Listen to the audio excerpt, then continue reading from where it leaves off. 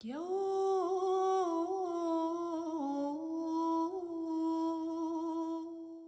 there, this is Archetype Moon with Star Siren Astrology coming to you in this incredibly refreshing and perfectly timed new moons of Aquarius.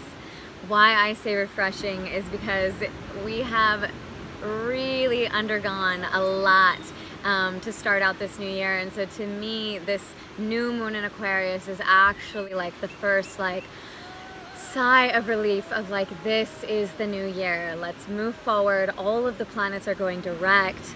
It is the Chinese New Year and we are finally out of the eclipse portal. We had two major potent eclipses in January, really going through a lot of closing and releasing and intense humbling reflections of what we need to let go of and also what we're moving into. And so we did that powerful work there in January, and now we're coming up to this new chapter of this new year, but also this new chapter of Aquarius, and we'll talk a little bit about that later.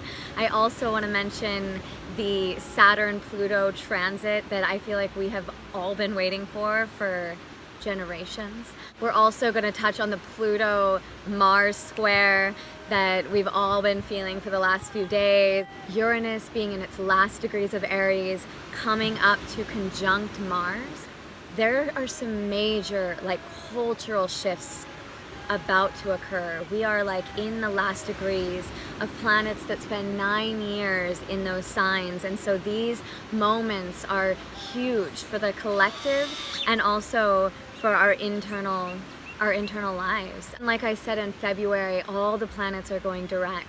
And so we really have this strong month ahead of us to bring us into this new year, to elevate our consciousness and our perspectives, and ultimately bring us into a deeper place of power within ourselves so that we can fully enter into this next massive cultural chapter that will be happening in March. So let's take a deeper look at these transits individually and then see how they tell the story of this greater context of this ceremony that we're in right now. So for the last few days, January 31st to February 3rd, we have been experiencing this really intense kind of energy. It's hot and volatile. The deep subconscious desires of the soul, of power within, of karmic alchemy, the Pluto, god of the underworld kind of energy, squaring Mars, which is our desire to move forward in the world, our confidence, our our fire to really actualize ourself, our egoic desires. And when I say egoic desires, it doesn't mean it's wrong. It's just that which our ego is ready to create and move forward. And so when Pluto touches that confidence and our ability to move, it really is a challenging and deep alchemical introspective way to go about these two soulful and egoic desires and see how are they opposing or squaring one another, and how are they aligning. And for one, we've got earthquakes and volcanoes happening. We have parasites or sicknesses or something coming up from the deep internal fiery world from within, and then affecting our energy level, our ability to move. Again, a lot of people are I don't know, I want to do this thing, but I'm so tired. Or some people are oh my god, I just had this parasite come up and I was ready to move and I was ready to actualize these things, and me, I had 5 things happen within the course of one day that just stopped me. I was really feeling so in my essence and in my fire and in my self purpose and vision, and then these things happen and I was oh, I'm unworthy, what can I do? Why am I not doing anything right? And it just killed me for a day, and so it was really this time, I think, to let these things externally come in, or these things from deep within, just really challenge our worth and our internal power structure and our confidence. And so when that confidence and that, again, that fire gets challenged, it allows us to reflect of like, okay, where are we sourcing our power from?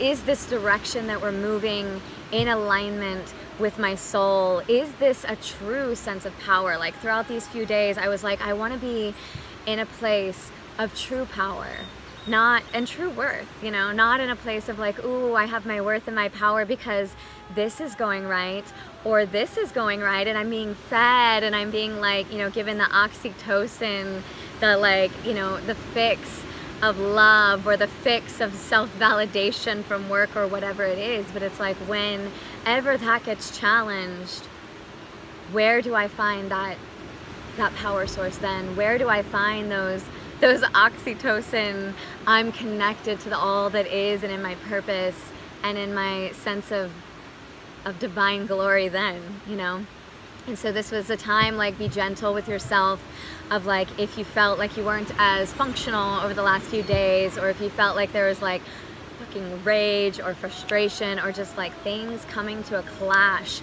This could be a place where egos kind of like clash and explode, so it's like giving that grace, but also being able to like find that place where it's like, okay, if I take the projection and the shame or the blame away from the other, or even away from like, stabbing at myself or yourself, it's like, how can you then step back into this higher perspective of like, what are the things in my life? What are the dynamics?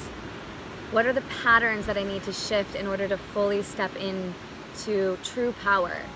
And can you have the self-control, the self-discipline that Mars, for when it reaches out to like get that fix, or to do that thing, can you stop yourself and draw your energy back in and make sure it's in alignment? Make sure it's coming from this organic, like soul aligned and like true place of action and power and purpose, so that we're not just like reaching and doing and in a sense reacting from like the whims of our ego and the whims of other people's egos. And so with that, I just say that the start of this February was, had a little bit of challenging energy, a little bit of clearing out, a little bit of alchemy happening. And yet on February 4th, we're moving into this new moon with this kind of refreshing energy.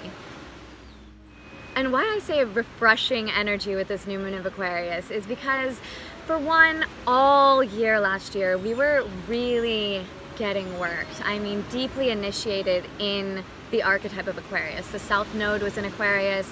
Mars went retrograde, back and forth over top of the South Node in Aquarius. We had Black Moon Lilith there, and we had all of the eclipses for the last year and a half, all aspecting the archetype of Aquarius. And so what that tells me is that we have been deeply like working through the woundings and the shadow and the karmic aspects and patterns of Aquarius. Dealing with the places where we disembody and disassociate and fracture ourselves, where we step out of our heart, where we get overwhelmed with emotions, and so we flee and we run and we fracture ourselves, not only from our relationships, from our connections, but also from our heart, also from the places in us that have those emotions present and those fears. And it's really a place of like deep self-imposed limitations being challenged and like wanting to break free and not feeling free. So these projections onto others and onto the self that you're not free and that you're constricted and suffocated and like all of these things. And really Aquarius is like, where do you get disembodied? Where are you so in the observation mode, like in the Shivic mode of holding the space and container, of seeing the other and the Shakti inside of the other, the fire and the beauty inside of the other. And that's a beautiful thing, of course, to be that container holder, that observer. But yet when it's in its wounded state, when it's in the place where we're like working out the patterns and the karma of, it's like, oh, how are you so much into the other that you have forgotten how to like be in that fire and in your own like creative essence and in your own like sense of authentic joy and pleasure. So this last year and a half, we've been really working out those places where we get separated and isolated, disconnected from our heart, from our body, from our pleasure, and like projecting all of that onto others, onto our circumstances, onto our bosses, our parents, our lovers, our friends, and like fleeing and running, you know, leaving us further depressed and isolated and all these things. And so this was a big journey, you know, to get back into our heart. And now why I say it's refreshing is because here we are at the new year, after all this deep work, coming up to a new moon, which means we are seeding a new relationship to this archetype. We are seeding a new relationship to our prayers for freedom, for our prayers to like actually, when I said true power before, I mean true freedom in this sense, like not just freedom in the way that you can run and you can flee and you can like project onto others your whatever and then free yourself from it, but actually how do you maintain intimacy and connection in a place inside of your heart and your joy and your passion while maintaining freedom, while maintaining this bird's eye view that like lifts us up. Like Aquarius is ruled by Uranus. It's meant to lift us up, ascend us, fly us higher than the like dense and watery, earthly, egoic realms of our emotions. Like fly us higher than that so that we can see it in the context of the whole. So that we can see it as like, okay, I may be feeling this now, I may be attached to this now, but when I rise above, I can let go in these certain places. I can see with compassion this area for myself and for the other, you know? And we can also see how we fit into the whole. If we're touched in, like into our actual unique essence. Because inside of the ability to step forth into a new relationship with Aquarius, we must first come from a healed, like empowered place of Leo, which is its polar opposite. It contains the gift for Aquarius. And so if we touch into that heart, which the last full moon was all about, that eclipse was all about the Leo heart, freeing and liberating the places where we constrict ourselves, the places where we shut ourselves down. And to me, this whole week I was feeling this place where it's like, where do I want to shine, and like where do I want to like be known and seen and received in my essence? And then what happens inside me when I feel like I'm not seen, or like my love is projecting this other image of me, or these people are, and I'm like, no, I want to like defend myself and prove myself, like I am worthy, this is my intention, this is my motive, this is my heart, see my heart. No matter how much I want my heart to be seen, in those moments it could be like shut down anyways, it could be like rejected, it could be pushed away. And it's like I could be like, you're rude and you're painful, or you're this, you're that, and I didn't have a chance, or whatever it is that we want to defend and like validate ourselves and be validated for. But really it's a matter of going in to our sense of worth and into that golden like essence of who we are, and like feeling that place, letting us fill ourselves up. And then when it's ready to come out, let it come out and blossom. Let it touch the world. You know, when those words are meant to come out, let them come out and sprout into the hearts of those that are meant to receive and plant it, you know? When it's coming from a place of I need to prove, or I need you to see so that I can be validated, it's going to be rejected. It's going to be like shunned in some way, and it won't be fulfilling for them or for you. And so this is the time where it's like heal those places where you go outside of your center, You know, heal that place of your heart where your desires and your pleasures and your joys like reside, of who you are and what you're here to shine. And then like allow the Aquarian part of you to like free and rise above the roles and the judgments and perspectives of others, because that's their thing. And the more you try to like fight it, the more you put them in that role and the more you keep yourself in that role. So that's the true part where I say true freedom of Aquarius is like flying above that role. You have to transcend that role, that projection, that illusion that you're broadcasting and that the other is broadcasting on you. And the only way to do that is to go into the self and liberate it, heal it from within. And that takes radical self-love and compassion, radical self-worth. And so with that, may these energies like be refreshing, and may they be like enlivening to those patterns and awakening those portal moments when your heart closes, or when you're overwhelmed by the projections and the roles and the illusions of yourself and others, so that you can really awaken into that, rise above, let that Uranus lift you up like an eagle above it all, while remaining in your heart, you know.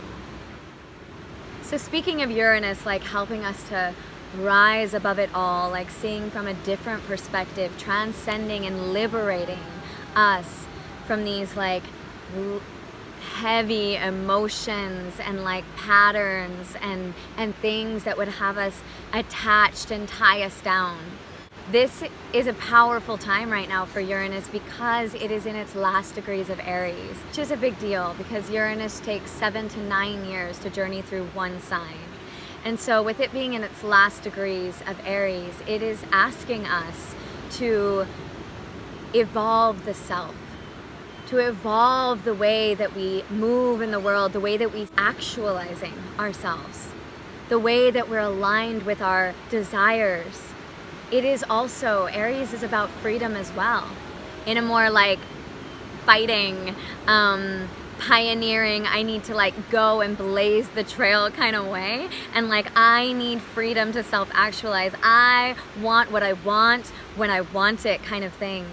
And so you can imagine that Uranus, who rules Aquarius, being in the sign of Aries, right next to Mars, who rules Aries, that is also fiery, slashing and burning, cutting through the illusions kind of thing so that it can move, so that it can self-actualize. Like, this is potential, like, completely volatile energy. Like, this is strong.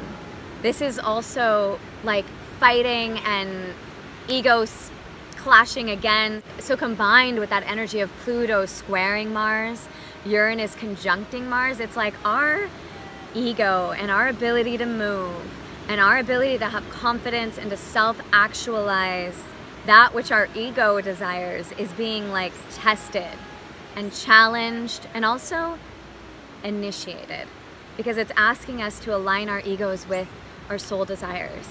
It's asking us for true power and true freedom, you know, not just selfish, I want what I want and I'm gonna push and blame and I'm gonna like freak out and all these things. It's instead asking, can you initiate that Aries part of you that has a strong pulse on its will and its confidence and its desires, and allow yourself to move in that direction, not in a way that you need to fight and you need to blame and you need to push away in order to get that freedom, but in a way of standing in your truth, in a way of standing in that desire, knowing that that desire is pure, and also being humble enough to let that desire get worked through the fire and through the alchemy of these outer planets of Uranus and Pluto, saying, is this desire aligned with your soul, or is this just ego flailing? Is this just ego and pride pushing, clinging? slashing, you know? This is potentially volatile energy, and it can cause explosive eruptions, but ultimately it is here to truly free you and to truly liberate you. And my only question is, can you do that in a way that is in true alignment with your desires for intimacy and connection, with your desires for like soul direction and purpose? Because Uranus and Mars is still squaring that North Node in Cancer, meaning that my desires for freedom, your desires for freedom, and what your ego wants can be in direct conflict to your other desires for intimacy, for like emotional security. And it's up to you to find out how to make these archetypes within yourself actually refine each other.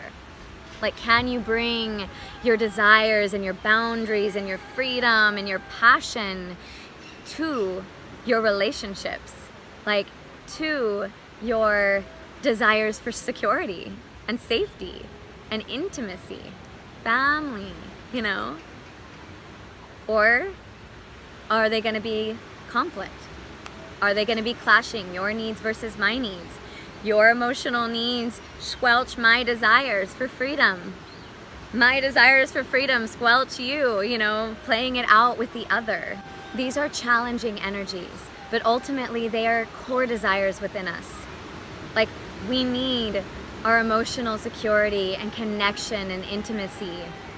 We also need freedom and self-actualization and discovery, you know? And it is up to us right now to evolve that emotional intelligence in a way that brings a container for both of these parts of us to thrive inside of our relationships and inside of every aspect of our life.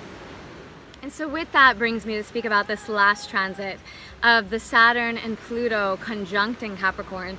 Like, this is a profound transit that we've all been waiting for, I think. This is going to deeply and radically shift the power systems and structures in our lives and ultimately in our society. And so when I spoke about this asking us to really excavate our sense of power and true freedom inside of every aspect of our lives, this transit of Pluto and Saturn conjuncting in Capricorn is a deep component of that. This is a journey that is slow and long, and it is going to be thorough. And I do feel that Venus moving into Capricorn as well is bringing an extra component of like personal power, of like, how are we in relationships with our finances, our jobs, our bosses, our families, and our personal relationships? What is our relationship to our self-worth and value? How are we in power? How are we creating like foundations and structures and routines in our life that truly nourish and support that Venusian desire to be in like equal power with our relationships, to have this beautiful unconditional place of love and self-worth? And so with her being in Capricorn while Saturn and Pluto are there is bringing this extra place of sensitivity and vulnerability. And again, where is it in your own life? Like, how are you excavating your own relationship and all of the foundations of your life? How are they nourishing your sense of power and self-worth? Because this is a time where foundations are starting to get excavated and crumbled and like shifted.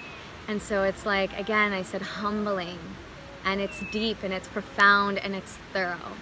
And so really allow Venus to kind of bring a little bit of a personal perspective into that, like, where's our power and where's our money and where's the, you know, the people and the systems of power at large and all of that. But it's like, bring it into your own life. How do you see it?